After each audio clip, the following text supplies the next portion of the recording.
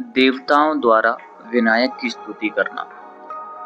अवसर प्राप्त होने पर देवताओं ने गुप्त गोष्ठी की, जिसमें सिंदूरासुर को परास्त करने संबंधी विचार ही चला। बहुत सोच विचार के पश्चात ही यह समझ में नहीं आ रहा था कि असुर को किस प्रकार हराया जाए। अंत में देवगुरु बृहस्पति ने उपाय सुझाया, भगवान मयूरेश का स्मरण करो, वे ही इस संकट को दूर करने में समर्थ हैं।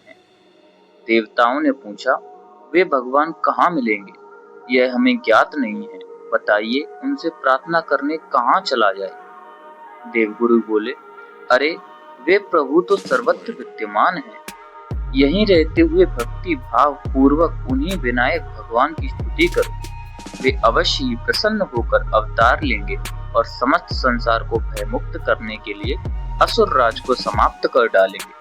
तुमको भी अपने धाम की प्राप्ति हो जाएगी।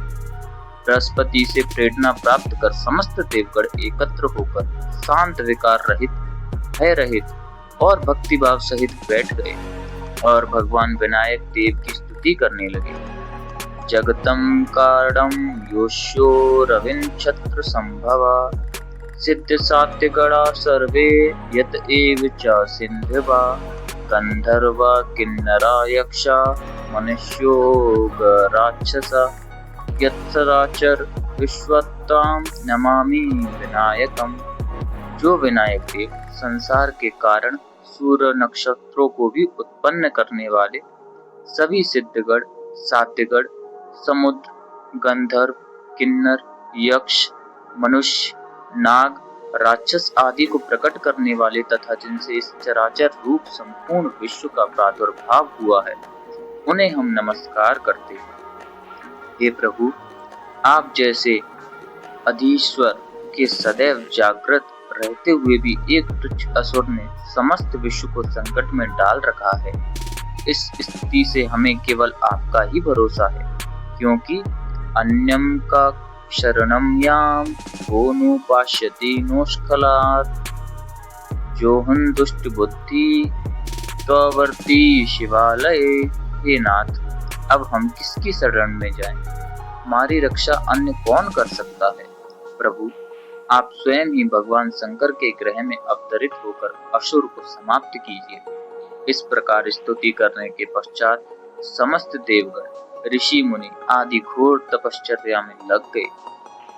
कुछ ने पूर्ण निराहार रहते हुए, कुछ ने संयमित भोजन करते हुए तथा कुछ ने निरंतर जल में खड़े रहकर भगवान विनायक का ध्यान और नाम जप किया।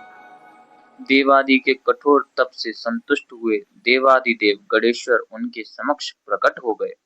वे कोटि आदित्यों के समान तेजोमय और दिव्य वस्त्रालंकार धारण किए हुए थे।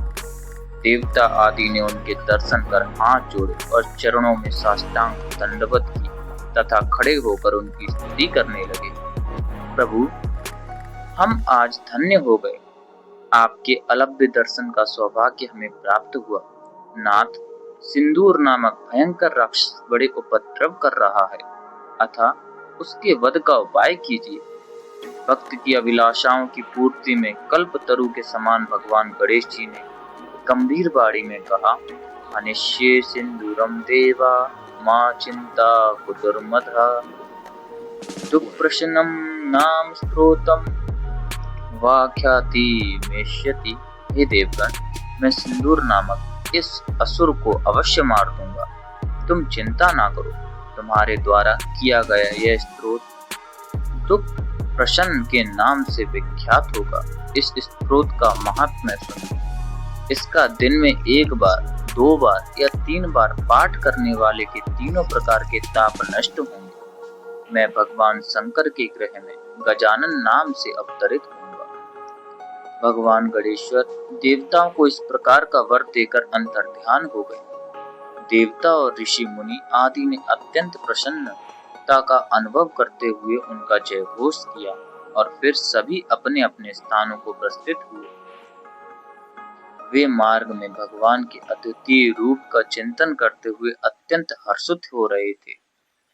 ओम गणेशाय नमः।